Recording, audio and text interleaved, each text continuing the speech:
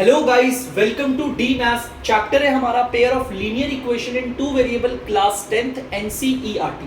तो बच्चों लौटे हैं आज हम एक्सरसाइज 3.5 के साथ। तो जल्दी से पढ़ते हैं पहला वाला क्वेश्चन क्या कह रहा है और उसे समझते हैं। Which of the following pair of linear equation has unique solution, no solution और infinitely many solution.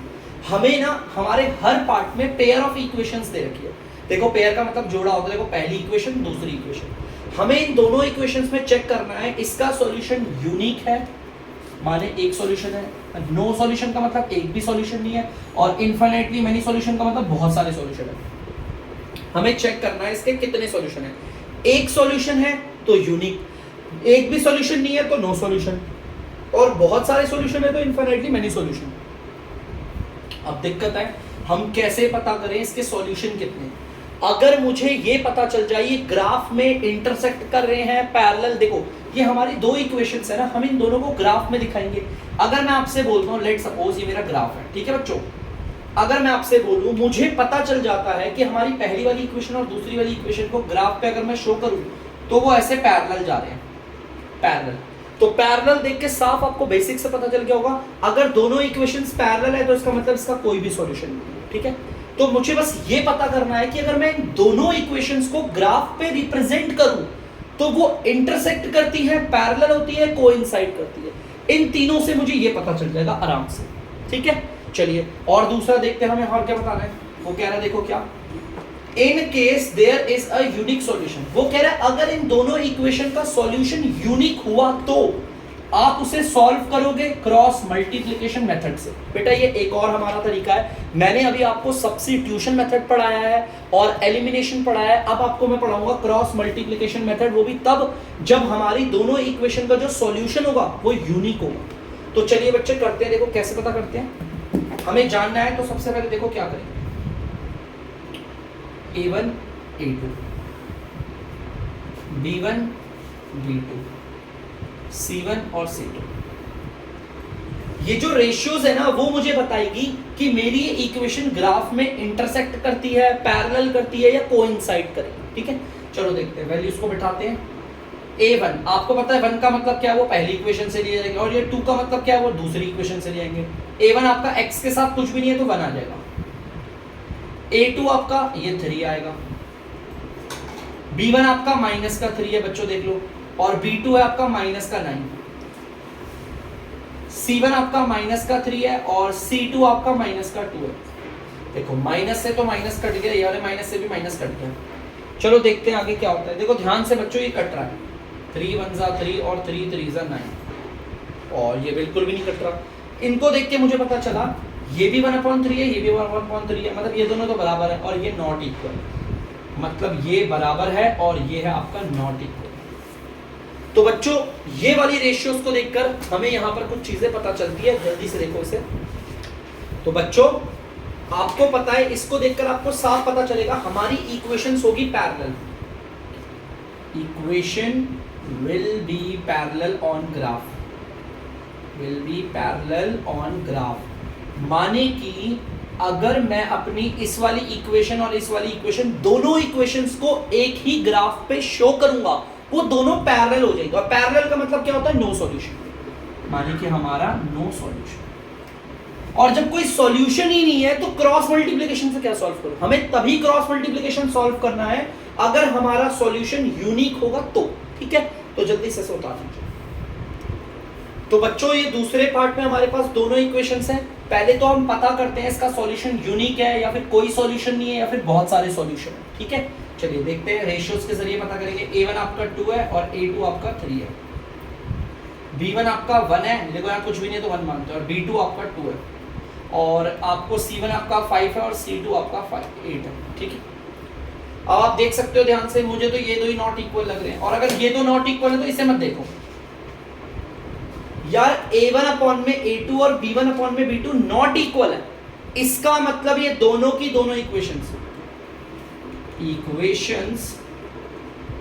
Will be intersect, ये इंटरसेक्ट करेंगे ऑन ग्राफ। सिंपल है काफी। माने कि ये वाली इक्वेशन देखो, A1 अपॉन में A2 और B1 अपॉन में B2 नॉट इक्वल आ रहा है ना, तो इसे देखते ही नहीं है फिर। अगर ये दोनों नॉट इक्वल है, इसका मतलब अगर मैं इस वाली इक्वेशन और इस वाली दोनों इक्वेशंस को एक ही ग्राफ पे शो करूंगा तो दोनों एक दूसरे से इंटरसेक्ट करेगी, माने कि यूनिक सॉल्यूशन होगा। यूनिक सॉल्यूशन मतलब एक ही सॉल्यूशन होगा। अब क्वेश्चन ने क्या बोला है, अगर यूनिक सॉल्यूशन वाला केस है तो आप इसे क्रॉस मल्टीप्लिकेशन से सॉल्व करो। तो पहले बच्चों इसे देख लो, अब मैं इन दोनों इक्वेशंस को सॉल्व करूंगा, वो भी क्रॉस मल्टीप्लिकेशन मेथड से। जल्दी से उतार दीजिए। तो बच्चों अब आप देख सकते हो हमारी ये पहली इक्वेशन और दूसरी इक्वेशन, दोनों को हम क्रॉस मल्टीप्लिकेशन मेथड से सॉल्व करेंगे। क्यों? अगर आप लोगों को डाउट है कि सर आपने इससे पहले वाली इक्वेशंस में आपने ये मेथड क्यों नहीं लगाया, क्वेश्चन ने बोला है अगर यूनिक सॉल्यूशन होगा ना इन दोनों का तो ही हमें मेथड लगाना है। और आपको पता है हमारी ये पहली वाली और दूसरी वाली इक्वेशन का इन दोनों का यूनिक सॉल्यूशन आया था, क्योंकि ये दोनों ग्राफ में इंटरसेक्ट कर रही थी ना।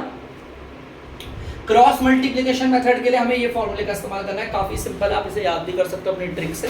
ठीक है, तो चलिए अब इसे अप्लाई करते हैं और जल्दी से सॉल्व करते हैं। देखो ध्यान से, x लगा दिया, b1 को c2 से मल्टीप्लाई करना। देखो b1 आप सबको पता है 1 है, और c2 देखो 2, c2 ये रहा 8, फिर माइनस है, फिर b2 लिखना है। b2 आप लोगों को दिख सकता है 1 है, नहीं बेटा b2 आपका 2 है, और c1 आपको लिख सकता है 5 है। जिनके नीचे 1 है उन्हें पहली इक्वेशन से लूंगा, जिनके नीचे 2 है उसे दूसरी इक्वेशन से लूंगा, याद रखना। अगर आप कंफ्यूज हो जाते हो बच्चों तो यहां लिख लेना a1 b1 c1 a2 b2 c2, ताकि आप लोगों को दिक्कत ना हो वैल्यूज बैठाने में। यहां लिख दिया y, यहां पर c1 बोला है तो 5, a2 बोला है तो 3 मल्टीप्लाई हो रहे हैं माइनस, c2 बोला है तो 8 और मल्टीप्लाई करना है a1 से माने 2 से। a1 बोला है तो ये आपका 2 है, और b2 बोला है तो आपका 2 है, a2 आपका ये आपका 3 है, और b1 आपका 1 है। चलिए इसे कर लेते हैं जल्दी से सॉल्व। ठीक है, वैल्यूज को पुट किया बस सिंपल से। x इज इक्वल टू 1 को 8 से मल्टीप्लाई करेंगे 8, माइनस 2 को 5 से करेंगे 10, 5 को 3 से करेंगे 15 माइनस 16, 4 माइनस 3। चलो देखते हैं, ये तो आ गया x अपॉन में, यहाँ पर आ गया माइनस का 2, ये हो गया y अपॉन में माइनस का 1, और ये आ गया 1 अपॉन में 1। अब ध्यान से सुनना, पहले तो आपको इस वाले को और इस वाले को ले लेना है बराबर। पहले आपको इसको इक्वल लेकर करना है, मैं बताता हूँ आपको, ध्यान से सुनना, बड़ा सिंपल है। अब क्रॉस मल्टीप्लिकेशन आसान लगेगा, पहले इस वाले को और इस वाले को लेना है, x अपॉन में माइनस 2 ये वाला ले लिया, और अब ये वाला लेना ले लिया। अब आप लोग इसे क्रॉस मल्टीप्लाई करोगे, 1 x से मल्टीप्लाई होगा तो x आएगा, माइनस का 2 1 से मल्टीप्लाई हुआ तो माइनस का 2 आ गया x आपका माइनस 2, सिंपल। अब y कैसे निकलेगा, आपको इस वाले पार्ट को और इस वाले पार्ट को लेना है, y अपॉन में minus 1 is equal to 1 upon में, क्रॉस मल्टीप्लाई करेंगे, 1 y से मल्टीप्लाई होगा y आ जाएगा, माइनस 1 मल्टीप्लाई होगा इससे तो माइनस 1 आ जाएगा, ये रहा x और ये रहा। बच्चों अगर आप इन दोनों इक्वेशंस को सब्स्टिट्यूशन से करोगे तो भी आंसर ये आएगा, एलिमिनेशन करोगे तो भी आंसर ये आएगा, और क्रॉस मल्टीप्लिकेशन करोगे तो भी यही आंसर आएगा। क्रॉस मल्टीप्लिकेशन के लिए बस ये फॉर्मूला है, फॉर्मूले को अप्लाई करने के बाद पहले इस वाले पार्ट को लास्ट वाले पार्ट के साथ लेंगे x आ जाएगा, बीच वाले पार्ट को देखो बीच वाले पार्ट को इसके साथ लेंगे तो y आ जाएगा आपका। तो जल्दी से इसे नोट डाउन कर लीजिए एक बार। तो बच्चों आप लोग देख सकते हो फोर्थ वाला पार्ट, हमारी पहली इक्वेशन, हमारी दूसरी इक्वेशन। सबसे पहले हमें चेक करना है इसका यूनिक सॉल्यूशन है, नो सॉल्यूशन है, इनफाइनाइटली मेनी सॉल्यूशन। चलो चेक करते हैं रेशियो के जरिए, a1 a2 b1 b2 और c1 c2। नहीं अभी कुछ नहीं, ये बहुत सारी चीजें बताती है। इस रेशियो से हमें पता चलेगा ग्राफ में इनका नेचर क्या है, ये इंटरसेक्ट करती है, पैरेलल करती है, कोइंसाइड करती है, इसी से पता चलेगा इनके सॉल्यूशंस कितने। a1 आपका 1 a2 3, b1 आपका माइनस का 3 b2 भी माइनस का 3, c1 आपका माइनस का 7 और c2 माइनस का 15। माइनस से माइनस गया, ये कट रहा है बच्चों, 3 के टेबल में 1/1 आ गया। अब अगर ध्यान से देखो 1/3 और 1/1 नॉट इक्वल है, अगर ये दोनों नॉट इक्वल है तो हम इसे देखेंगे ही नहीं। अगर a1 अपॉन में a2 और b1 अपॉन में b2 नॉट इक्वल है, इसका मतलब हमारी equation will be intersect on graph. हमारी इक्वेशन ग्राफ में क्या होगी, टकराएंगे, इंटरसेक्ट करेंगे। और अगर दोनों इक्वेशंस आपस में इंटरसेक्ट करती हैं तो यूनिक सॉल्यूशन होगा। और जैसा मैंने आपको बताया, क्वेश्चन ने बोला है अगर यूनिक सॉल्यूशन है इन दोनों इक्वेशंस का तो इन दोनों को सॉल्व करो क्रॉस मल्टीप्लिकेशन मेथड से। तो जल्दी से करते हैं बच्चों, से जल्दी से उतार लो आप। तो बच्चों इन दोनों इक्वेशंस को क्रॉस मल्टीप्लिकेशन मेथड से करेंगे। देखो उसका फॉर्मूला कैसे लिखते हैं। सबसे पहले आपको लिखना है x, ठीक है। आपको स्टार्ट करना है b से। देखो यहां पर मैंने लिखा b1, तो b के बाद क्या आता है c, तो c2 लिख दिया। देखो b के बाद c आएगा, 1 के बाद 2, सिंपल है। चलो फिर माइनस करा, यहां पर b1 c2 है ना, जैसे यहां पर bc है तो यहां पर भी क्या आ जाएगा bc आएगा। यहां पर b1 था तो यहां पर आ जाएगा b2, यहां पर c2 है तो यहां पर आ जाएगा c1। बड़ा सिंपल सा, देखते रहना। अब यहां ले लिया y, अगर नहीं आएगा तो याद ही करना पड़ेगा। अब ये एंड किस में हुआ, c में खत्म हुआ, c1 पे खत्म हुआ है ना, एंड हुआ है c1 पे खत्म। ध्यान सुनो, पहले तो याद रखना एंड c पे हुआ तो c लगा दिया, c के बाद आ गया a, तो माइनस यहां पर भी दोबारा c a ही आएगा। यहां c1 पे एंड हुआ है तो c1, ये हो जाएगा a2, ये c1 है तो इधर आएगा c2, ये a2 है तो इधर आएगा a1।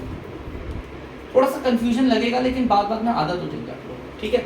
यहां पर एंड कहां पर हुआ, a1 पे खत्म होना, पहले मैं a लिख रहा हूं, a के बाद आता है b, फिर माइनस यहां पर भी ab, ये a1 पे एंड हुआ, ये भी a1, अगर इधर a1 है तो इधर a2 होगा, 1 के बाद 2 इधर आया तो यहां पर 1 आ जाएगा, b2 भी होगा। नहीं तो याद ही कर लेना बच्चों, बार बार लिखोगे तो अपने आप लोगों को ट्रिक पता चलती है कि कैसे लिखना है, ठीक है।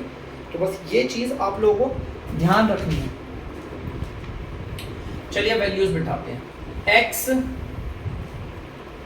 b1 को c2 से मल्टीप्लाई करना है। देखो b1 आपका ये रहा माइनस का 3, और c2 आप देख सकते हो माइनस का 15 है, फिर ये माइनस आ गया। b2 को c1 से करना है। देखो b2 ये रहा -3, इसको मल्टीप्लाई करना है c1 से, तो c1 आपका -7। c1 को a2 से करना है, c1 ये रहा माइनस का 7, इसको मल्टीप्लाई करना है a2 से, a2 है आपका 3। c2 आप देखोगे आपका माइनस का 15, और a1 आपका 1 है। a1 आपका देख सकते हो 1 है, उसे b2 से मल्टीप्लाई करना है तो b2 आपका माइनस का 3 है, माइनस a2 और b1 को मल्टीप्लाई करना है, तो a2 तो ये रहा 3, और b1 आपका ये रहा माइनस का 3। तो जल्दी से इसे सॉल्व करते हैं और देखते हैं। वैल्यूज को बैठाया, डोंट गेट कंफ्यूज। आप इधर लिख लेना a1 b1 c1, a2 b2 c2, और आराम से वैल्यू को पुट करना। चलिए देखते हैं। माइनस के 3 को इससे मल्टीप्लाई करेंगे 45 आ जाएगा, ये माइनस ये रहा, माइनस के 3 को इससे करेंगे 21 आ गया, ठीक है। y माइनस के 7 को 3 से करेंगे 21 आएगा माइनस का, फिर माइनस 15 को इससे करोगे तो प्लस का 15 आ जाएगा, ठीक है। और अब यहाँ करेंगे बच्चों 1 को -3 से करेंगे -3, माइनस के 3 को -3 से करेंगे तो प्लस का 9 आ गया। चलो और आगे देखते हैं। x अपॉन में 5 में से 1 गया 4, 24 आ गया, ठीक है। और यहाँ पर इसे सॉल्व करेंगे तो ये आ जाएगा 6, वो भी माइनस का 6 आ गया। इसे सॉल्व करेंगे ये आएगा 1/6। देखो सिंपल आ गया। पहले आपको इस वाले पार्ट को इस वाले पार्ट के साथ लेना है। देखो ध्यान से देखते रहना। x अपॉन में 24 इज इक्वल टू 1/6। देखो इस वाले पार्ट को और आपने इस वाले पार्ट को लेना, ठीक है। सॉल्व कर लो, उसे क्रॉस मल्टीप्लाई 6x 24, 6x से मल्टीप्लाई होकर यहाँ आ गया, 24 1 से मल्टीप्लाई होकर यहाँ आ गया। 6 इधर मल्टीप्लाई हो रहा है तो उधर जाकर होगा डिवाइड, डिवाइड का मतलब नीचे आ जाता है बच्चों, ठीक है। काटोगे तो ये आ जाएगा 6 1 जा 6 4 जा, नीचे 1 की बच्चों कोई वैल्यू नहीं होती, x 4 आ गया आपका, x आपका 4 आ गया। अब y निकालना है। y के लिए आप इसे और इसे ले लो, y अपॉन में -6 इज इक्वल टू 1/6, देख सकते हो। इन्हें भी क्रॉस मल्टीप्लाई करो, 6y से मल्टीप्लाई होगा 6y, -6 1 से मल्टीप्लाई होगा तो -6, 6 इधर मल्टीप्लाई हो रहा है, उधर जाके हो जाएगा डिवाइड, नीचे आ गया। अब इसे अगर आप काटोगे तो दोनों 6 के टेबल से कट रहे 1 1, नीचे 1 के कोई वैल्यू नहीं होती तो y आ गया आपका -1, देख सकते हो। मैंने x भी निकाल दिया, y भी निकाल दिया, और कौन से मेथड से निकाला है, बाय क्रॉस मल्टीप्लिकेशन मेथड, जिसमें फॉर्मूला लगाते हैं। पहले आप इस फॉर्मूले को लगा के सॉल्व करो, x वाले को और लास्ट वाले को अगर आप लोगे सॉल्व करोगे तो x आ जाएगा, y वाले को और लास्ट वाले को लोगे सॉल्व करोगे तो y आ जाएगा। सिंपल है बहुत ज्यादा, सिर्फ ये फॉर्मूला रट लेना, जल्दी से कर लीजिए बच्चों से। तो बच्चों आप लोग देख सकते हैं क्वेश्चन नंबर 2 का फर्स्ट पार्ट क्या कह रहा है, for which value of a and b does the following pair of equation have an infinite many solution. हमारे पास दो इक्वेशन है, ये रही पहली इक्वेशन और ये रही दूसरी इक्वेशन, देख सकते हो आप लोग बोर्ड पे। क्वेश्चन कह रहा है आप a और b की जगह पर ऐसी कौन सी वैल्यू को पुट करोगे। जैसे मैंने a और b की जगह पर वैल्यू को पुट करा तो पहली और दूसरी इक्वेशन ये दोनों के इनफाइनाइट मेनी सॉल्यूशन आने चाहिए। इनफाइनाइट मेनी सॉल्यूशन का मतलब इनके बहुत सारे सॉल्यूशन होने चाहिए। फिर से सुनना क्वेश्चन क्या कह रहा है, वो कह रहा है a और b की जगह पर ऐसी कौन सी वैल्यू को पुट करें जिससे आपकी दोनों इक्वेशन के सॉल्यूशन इनफाइनाइट हो जाए, बहुत सारे हो जाए। तो यार मुझे तो नहीं पता a और b की जगह क्या बैठा है भाई, a और b की जगह कौन सी वैल्यू बैठाएं जिससे कि इन दोनों के सॉल्यूशन इनफाइनाइट हो जाए। दो इक्वेशन के तीन ही टाइप के सॉल्यूशन होते हैं, एक होता है यूनिक सॉल्यूशन, एक होता है नो सॉल्यूशन और एक होता है इनफाइनाइट मेनी सॉल्यूशन। तो क्या करें यहाँ पर, तो मैंने एक काम करा, लेट, देखो ध्यान से कैसे करते हैं, let both equations have infinite many solution। ध्यान से सुनना, मैंने ऐसा मान लिया, अभी तक ऐसा बोला नहीं था लेकिन मैंने माना है कि जो पहली वाली इक्वेशन है और दूसरी वाली इक्वेशन है इन दोनों के सॉल्यूशन इनफाइनाइट है, मतलब कि अनगिनत सॉल्यूशन है इनके।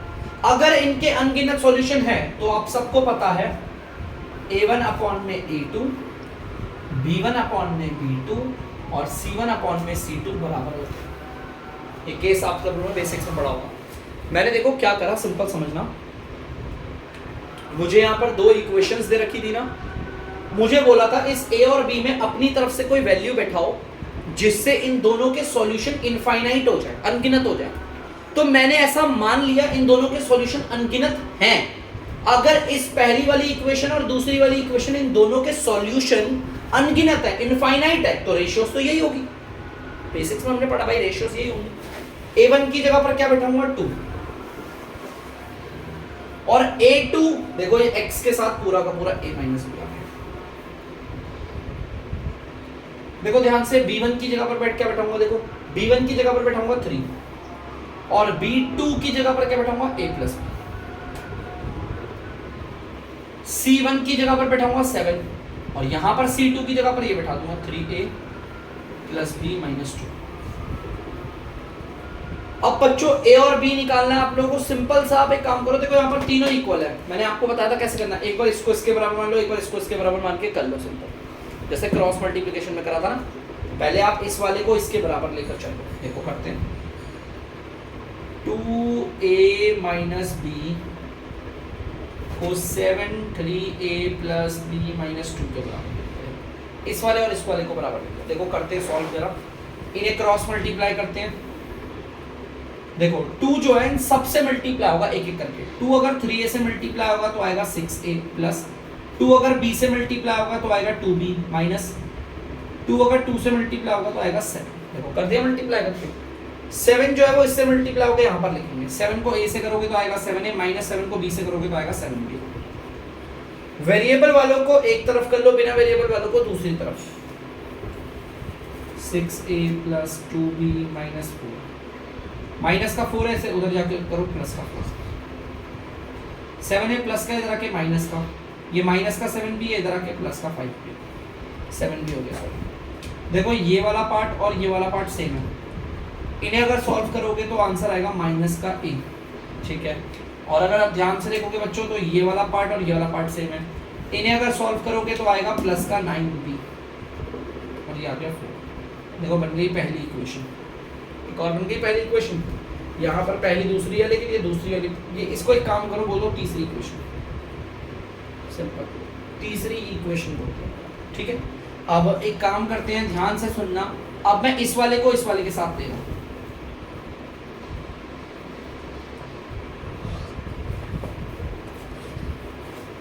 थ्री अगर इस पूरे से मल्टीप्लाई होगा तो 9a प्लस 3b से मल्टीप्लाई होगा 3b माइनस 3 2 से मल्टीप्लाई होगा 6 7 अगर इस पूरे से मल्टीप्लाई होगा तो 7a प्लस 7b सेम वही 9a प्लस 3b ये माइनस का 6 उधर भेज दिया प्लस का इन दोनों को इधर बुलाया माइनस का 7a और माइनस का 7b 9a और 7a अगर आप इन्हें सॉल्व करोगे तो आंसर आएगा 2a प्लस का 3b और ये माइनस का 4b इक्वल टू 6 आ गया। ये बन गया आपकी चौथी इक्वेशन। अब ध्यान से सुनना बच्चों, आपको क्या इन दोनों इक्वेशंस को सॉल्व करना है या a b निकालना है? आपको a और b निकालना है। इसीलिए बच्चों मैं तीसरी और चौथी इक्वेशन सॉल्व करूंगा। देखो तीसरी इक्वेशन और चौथी इक्वेशन को सॉल्व करके a b कैसे आएगा। एक बार तीसरी इक्वेशन पे नजर मारो, वेरिएबल क्या है a और b, और चौथी इक्वेशन पे नजर मारो, वेरिएबल a b है। अगर मैं इसको और इसको सॉल्व कर दूं, इनको सॉल्व करने के बाद इक्वेशन में हमें a और b मिल जाएगा, हमारा आंसर आ जाएगा। अब इन्हें सॉल्व कैसे करेंगे उसके लिए सबसे पहले ध्यान से सुनना। मुझे क्वेश्चन ने बोला था ये दोनों इक्वेशन इनफाइनाइट मैनी सॉल्यूशंस होने चाहिए, तो मैंने इन दोनों इक्वेशंस के सॉल्यूशन को इनफाइनाइट कर दिया, मान लिया इनफाइनाइट है। अगर इनफाइनाइट है तो रेशियो यही होती है, रेशियोस को बैठा के सॉल्व करके इक्वेशंस बनानी है। अब एक काम करेंगे, इन दोनों इक्वेशंस को सॉल्व करूंगा, पहले आप इसे नोट डाउन करेंगे बच्चों। ये तीसरी और चौथी इक्वेशन को मैं सॉल्व करूंगा। अब मैं इनको किससे सॉल्व करूं? मेरे पास तीन मेथड हैं, एक तो सब्स्टिट्यूशन है, एक एलिमिनेशन है, क्रॉस मल्टीप्लिकेशन है। मैं इसे क्रॉस मल्टीप्लिकेशन से करूंगा। इस तीसरी वाली इक्वेशन को और चौथी को दोनों को सॉल्व करूंगा क्रॉस मल्टीप्लिकेशन मेथड से। और क्रॉस मल्टीप्लिकेशन वाले में या तो पहले वाले वेरिएबल वाले सेम कर लो या तो ये दूसरे वेरिएबल वाले सेम कर लो। मैं इन्हें सेम करना चाह रहा हूं। इन्हें सेम करने के लिए मुझे इधर 2 बनाना है, वो भी प्लस का, तो मैं इस पूरी इक्वेशन को मल्टीप्लाई करूंगा माइनस के 2 से। अगर माइनस का 2 माइनस के a से मल्टीप्लाई होगा तो प्लस का 2a आ जाएगा, और यहां पर 2a ही रखना है मुझे, तो यहां पर इसे मल्टीप्लाई करूंगा 1 से। क्रॉस मल्टीप्लिकेशन तो आता होगा आप लोगों को। माइनस का 2 अगर इससे मल्टीप्लाई होगा तो 2a आएगा, माइनस का 2 अगर इससे मल्टीप्लाई होगा तो माइनस का 18b इक्वल, माइनस का 2 अगर इससे मल्टीप्लाई होगा तो माइनस का 8 आएगा। 1 को करेंगे इस पूरे से सेम आएगा, 2a माइनस का 4b इज इक्वल टू 6। अब आप लोगों को पता है नीचे वालों के साइन हो जाते हैं चेंज, देखते हैं। ये प्लस हो गया आपका माइनस, ये माइनस हो गया आपका प्लस, ये प्लस हो गया आपका माइनस, चेंज हो गया। चलिए ये तो कट गया पूरा, और इसे सॉल्व करेंगे माइनस का 14b, और इसे करेंगे तो माइनस का 14। माइनस का 14 इधर मल्टीप्लाई हो रहा है, उधर जाकर हो जाएगा डिवाइड, माइनस से माइनस गया, और आप लोगों को पता है 14 के टेबल से दोनों कट गए, नीचे 1 की कोई वैल्यू नहीं, तो b 1 आ गया आपका, b आ गया 1। अब पुट इन इक्वेशन, जिसमें बैठा दो, मैंने बैठा दिया पहली नहीं तीसरी में, मैं इसको तीसरी इक्वेशन पे बैठाना चाहता हूं, तो उसके लिए तीसरी इक्वेशन को उतारूंगा, माइनस का a प्लस का 9b इज इक्वल टू 4, ये रही तीसरी इक्वेशन। जहां पर भी b होगा वहां पर 1 बैठा दूंगा, d है तो 1 बैठा दिया, देख सकते हो। प्लस का 9 4, प्लस का 9 उधर जाके माइनस का 9 हो जाएगा, minus a equal to minus का 5, माइनस से माइनस हट जाएगा, a 5 आ गया। मुझे a और b की वैल्यू निकालनी थी ना, a की जगह पर बैठाना है बच्चों 5 और b की जगह बैठाना है 1।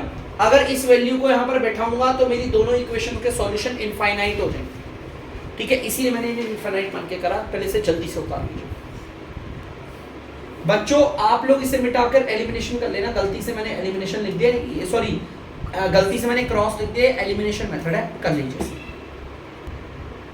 तो बच्चों ध्यान से देखिएगा, ये सेम उसी की तरह है, उसका सेकंड पार्ट। वो कह रहा है k की ऐसी क्या वैल्यू बैठाएं, यहाँ पर हम k की ऐसी क्या वैल्यू बैठाएं कि दोनों के सॉल्यूशन ना, देखो ये पहली इक्वेशन, ये दूसरी इक्वेशन, वो कह रहा है k की जगह पर ऐसी क्या वैल्यू बैठाओगे कि दोनों के सॉल्यूशन नो हो जाए, मतलब कोई सॉल्यूशन ही ना बने, ऐसी कौन सी वैल्यू बैठाओ। यार मुझे तो पता ही नहीं कौन सी, तो एक काम करते हैं, सेम ऐसी करेंगे, let both equation have no solution मान लेते हैं ऐसा, इन दोनों इक्वेशंस का कोई सॉल्यूशन नहीं है। देखो यही बोला ना नो सॉल्यूशन, तो नो सॉल्यूशन ही मान लिया। और अगर नो सॉल्यूशन होगा तो रेशियो आप लोगों को पता होगी क्या होती है, बड़ी सिंपल है। यही होता है नो सॉल्यूशन, सिंपल है ना। नो सॉल्यूशन में यही वाला केस होता है, पैरेलल वाला होता है ना नो सॉल्यूशन, उसमें ऐसा होता है। A1 आप देख सकते हो क्या है आपका 3, और A2 देख सकते हो आप क्या है 2k -1। B1 आप लोग देख सकते हो क्या है 1, और B2 है आपका k -1 नॉट इक्वल। C1 आपका 1 है और C2 है 2k + 1। यार ये तो नॉट इक्वल है, इससे तो लेंगे नहीं हम, तो सिर्फ इन दोनों को ही ले सकते हैं इस बार, यही सिर्फ इक्वल वाला है ना। पिछली बार तो ये भी इक्वल था, ये भी इक्वल था, लेकिन इस बार तो सिर्फ यही वाला इक्वल है, इन दोनों को लेंगे सिर्फ, इन दोनों को ले रहा हूं बच्चों सिर्फ। देखो क्रॉस मल्टीप्लाई करना, 3 अगर इन दोनों से मल्टीप्लाई होगा 3k से मल्टीप्लाई होगा 3k, फिर -3 अगर 1 से मल्टीप्लाई होगा तो 3 आएगा, 1 अगर इस पूरे से मल्टीप्लाई होगा तो सेम आएगा।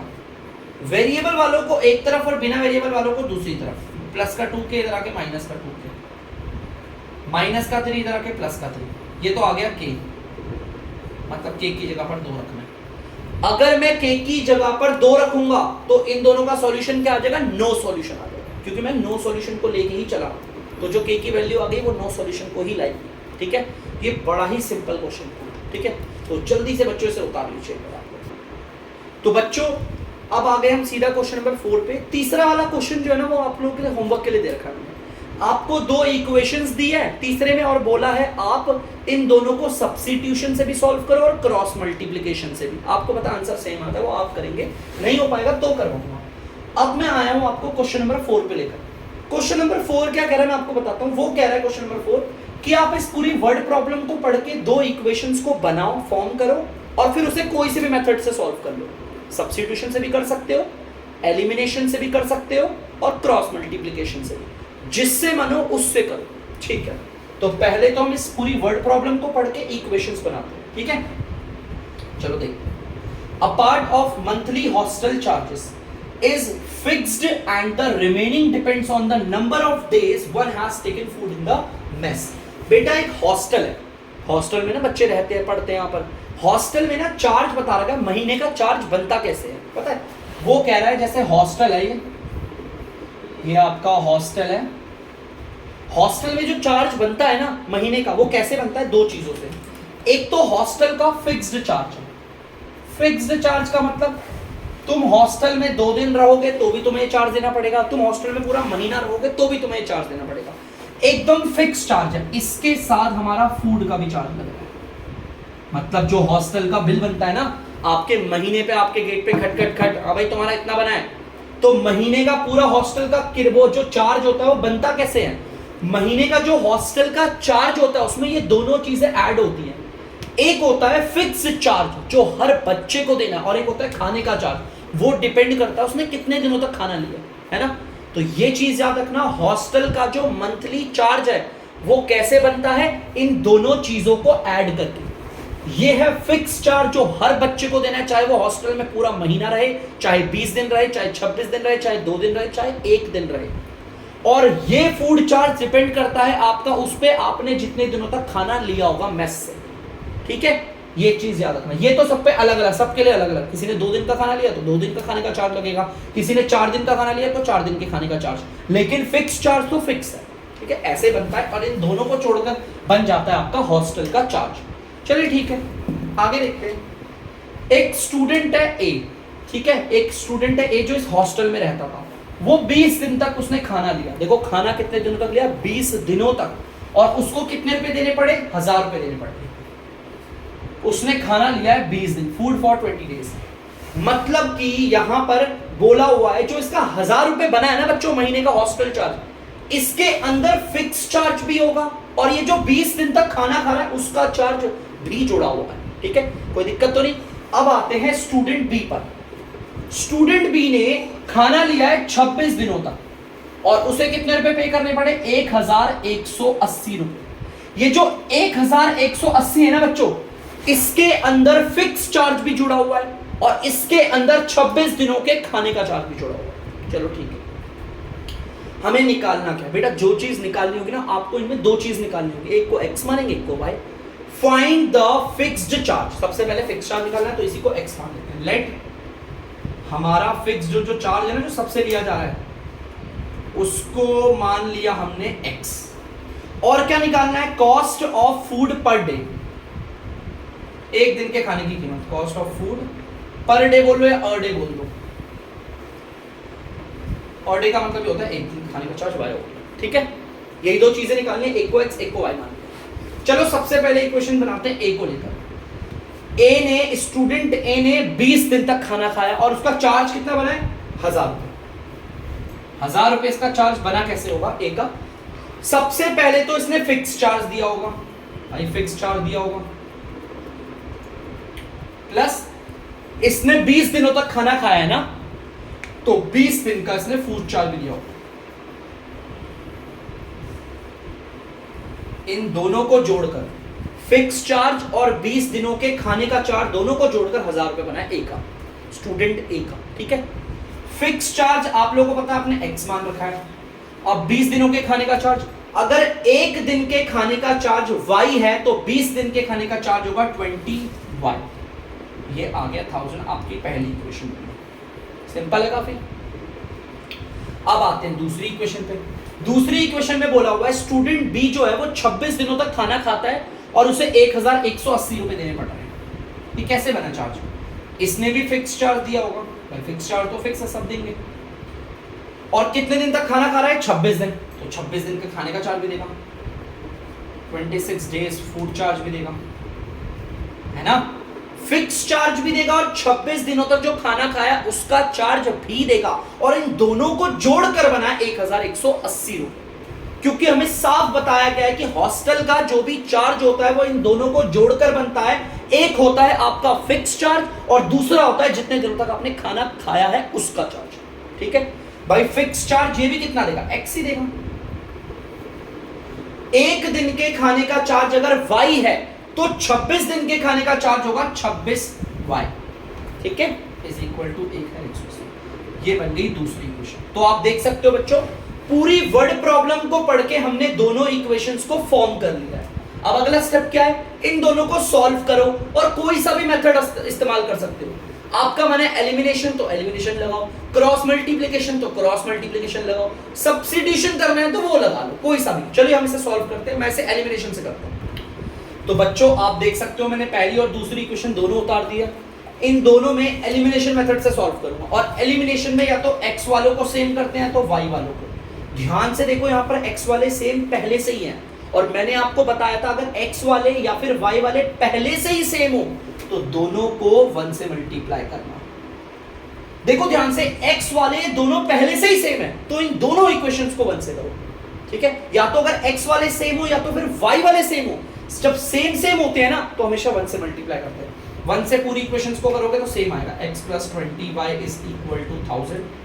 1 से अगर दूसरी इक्वेशन को मल्टीप्लाई करोगे तो सेम आएगा।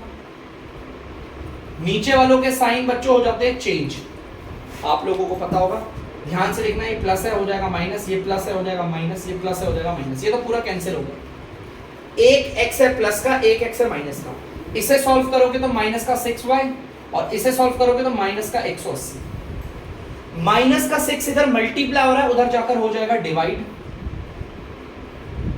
आगे देखो माइनस का 6 नीचे, ऊपर भी माइनस नीचे भी माइनस, तो माइनस से माइनस हट गया। इसे काटेंगे बच्चों, ये क्या गया 6 के डबल से 1 बारी पे, और ये गया 30 बारी पे। नीचे 1 की कोई वैल्यू नहीं होती, y आ गया आपका 30। अब आपका जिसमें मन हो से उसमें बैठा दो, मैं इसको बैठाना चाहता हूं आपका पहली, तो पुट इन इक्वेशन फर्स्ट। माने कि बच्चों हम इस वाली वैल्यू को पहली इक्वेशन पे बैठाएंगे, उसके लिए हमने पहली इक्वेशन को उतार लिया। अब इसको इसमें बैठाने का मतलब क्या है, जहां पर भी y दिखेगा वहां पे 30 पुट कर दूंगा।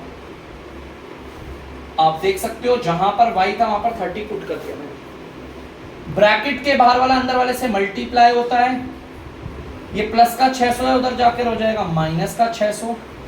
1000 में से 600 जाएगा, आएगा 400। तो मतलब मैंने x और y दोनों निकाल लिया। तो चलिए बता देते हैं, हेंस हमारा फिक्स्ड चार्ज जो था उसको हमने माना था x। देखो फिक्स चार्ज को हमने x माना था, और x कितना आ गया 400, मतलब 400 रुपए तो फिक्स चार्ज है।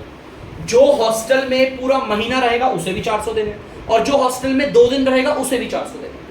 अब आएगा फूड चार्ज पर डे या अ डे, खाने के एक दिन का चार्ज कितना है, हमने उसे माना था y। एक दिन के खाने के चार्ज को हमने y माना था और y देखो कितना निकला 30 रुपए। अरे बड़ा सस्ता यार खाना था यार। एक दिन के खाने का चार्ज मात्र 30 रुपए, बहुत बढ़िया चीज है बच्चों। एक पूरे दिन में तुम्हें खाना मिल रहा है तो क्या चाहिए 30 रुपए में। तो यहां पर अब मुझसे देखो क्वेश्चन ने बोला था दोनों चीजें बताओ। फिक्स चार्ज बच्चों क्या है 400 रुपए और एक दिन के खाने का चार्ज कितना लिखा है 30 रुपए। सस्ता भोजन और अच्छा भोजन जल्दी से कर लीजिए।